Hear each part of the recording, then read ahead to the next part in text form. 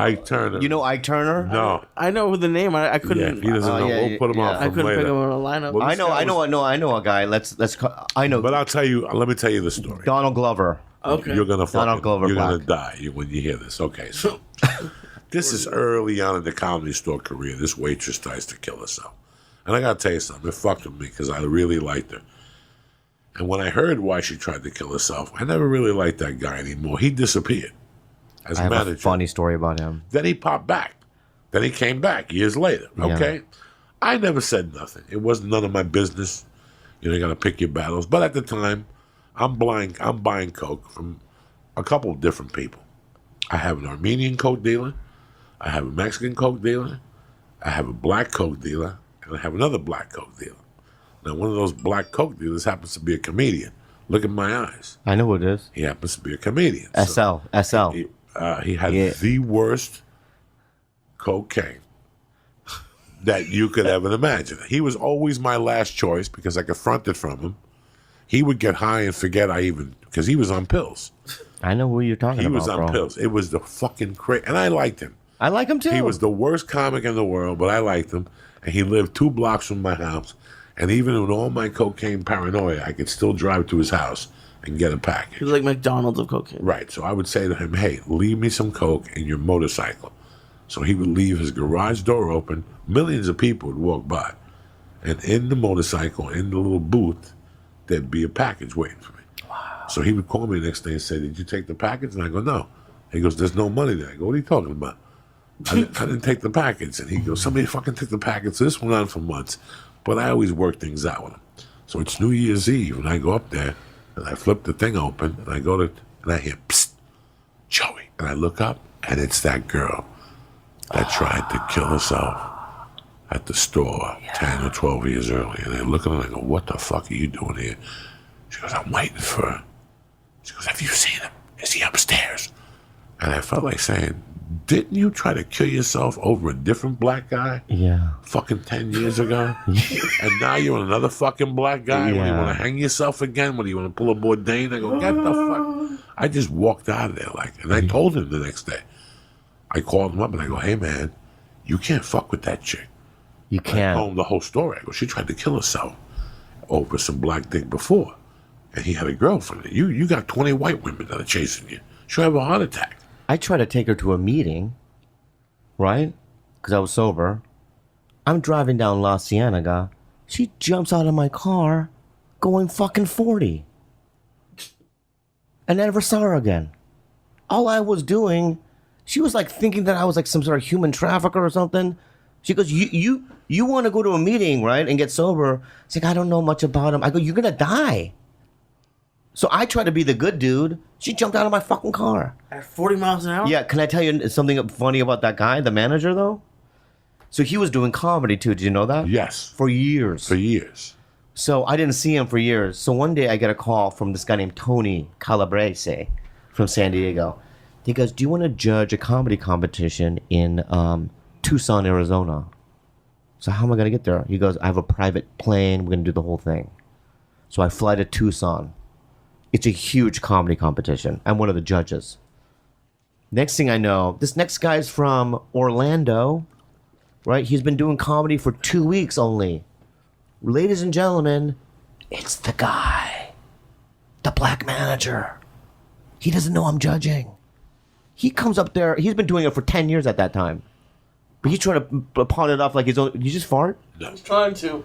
I didn't fart. I tried to move my He said he'd been doing it for 2 weeks. He goes up. He wasn't even that good. But then I gave him a 0. Out of what? Out of a 10. Okay. Did you just fart? Stop farting on That's me. so gross, dude. Thank you, brother. Yeah, you did. I heard it. I did not. You didn't hear Yeah, it? yeah, it went pop He's like that. actively pushing it out. Did you smell it? Yeah, I did. No, you didn't. If you don't smell it, you didn't. Yeah. I fucking smell it right now, What dude. does it smell like? It smells like Cuban something. Yeah. It's rude, dude. Sorry about that. No, Yeah. you're not. You keep doing it. Listen. Yeah. Listen. Relax. All right, cocksucker. Know what we talking about? We're talking about the guy. You didn't even listen to my story. No, about 'cause the you're guy farting. that you judged him, and he was. Bro, can you imagine pulling that off? What? Well, before the internet, you could, I guess, right? Bro, people used to do it all the time. do comedy for 2 years and go to an amateur contest. Oh yeah, $100 that's what he tried to do. Yeah, People would do that all the time. yeah, It's embarrassing. Then he came back, yeah. and I saw him, and I was like, And I had a room in Brea. And one day I saw him out, and he asked me if he could do the room in Brea, and I told him I'd call him. And I never heard from him again. Then Yeah. he disappeared again. He's somewhere lifting money from somebody. I was at the store one night on a Monday night. There had to be 60 people in the original room. Somebody in the belly room. When you whisper, dude, it's so fucking creepy. Oh, kinda. it's because these are creepy stories. I know, but the way you're doing it right now, it's like, And there was a bachelorette party. I will never forget this. I mean, there was 1,000 fucking sex stories at that store. yeah. And this chick left the other group, and she goes, I hear that this place is haunted. Could you give me a tour? And, you know, I knew a couple spots. I took her to the belly room. I didn't think nothing of it. We go up to the belly room. We come down. I take her to the main room. And when we get to the one spot, I go, that's the office. And she goes, is that the bathroom? I go, yeah. She goes, let me go inside and pee real quick. I'll be right out. So I walked, and sat by the door, like just like an asshole. I had coke in my pocket, maybe like I did 2 blasts. And next thing I hear it going, come in here. I got to show you something. When I went in, she was completely naked. There's a little couch in the women's bathroom. There used to be a little couch in there. She was completely naked playing with a pussy. Yes. That's the shit. There was a woman down there on a Sunday that used to go down there with a wig. She was really pretty, but she'd put a wig on there and go down there and give people blowjobs in the back. No. Yeah, and then she'd leave. And then I found out that they passed her around one night, and then she disappeared.